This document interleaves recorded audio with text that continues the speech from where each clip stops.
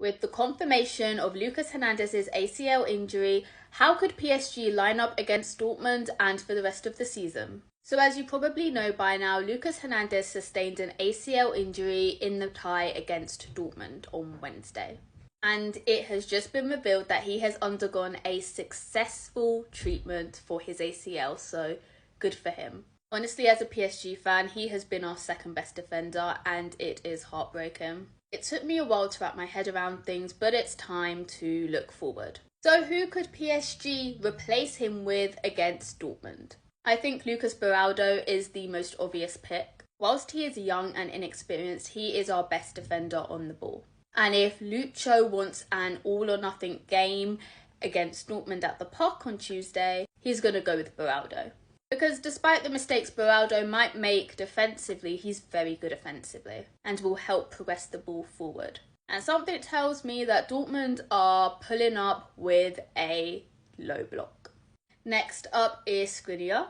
He has just returned from a 3-4 month injury and his form has been a little inconsistent. You know, he is prone to making a few mistakes within a match. And against Dortmund, that's not something we need. But we might not have a choice. And you know what? On his day, he is solid in defence. So if Lucho is looking for more of a defender, he'll go with Skriniar. And last but not least, Danilo.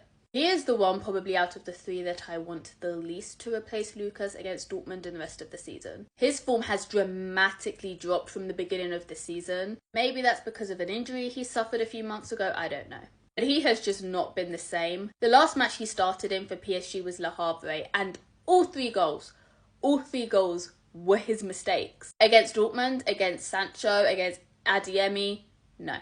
Lucho knows what's good for him. He will not start Danilo.